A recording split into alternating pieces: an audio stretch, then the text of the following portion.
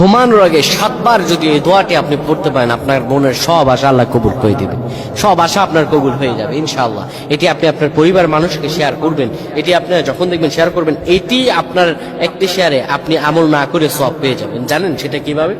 আপনার এই আমলটি যদি অন্য কেউ শুনে আমল করে, আপনি আমল না করে আর সওয়াব পেয়ে যাবেন। সুবহানাল্লাহ, কত সুন্দর ইসলাম, সুন্দর।